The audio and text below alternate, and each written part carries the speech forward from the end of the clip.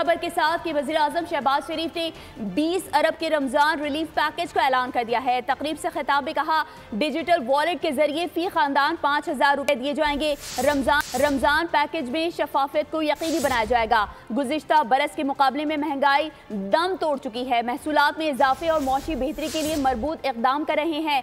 वज़ीर आज़म ने मुल्क से दहशतगर्दी के नासूर के खात्मे का अज़्म भी दोहरा दिया। रिलीफ में डिजिटल वॉलेट के जरिए 5000 रुपए फी खानदान का जो इंतजाम किया गया है, ताकि वो अल्लाह ताला का बेपाया फजल करम है कि इस रमजान में पिछले साल के मुकाबले में महंगाई दम तोड़ चुकी है। इस साल तकरीबन 20 अरब रुपए की खती रकम इस पैकेज के लिए मुख्तस की गई है।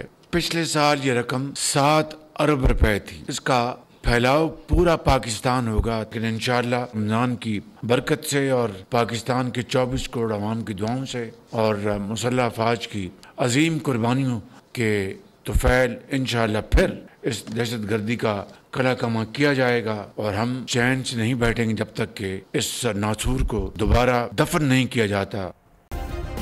सब्सक्राइब करें और बेल दबाएं ताकि कोई खबर रह न जाए।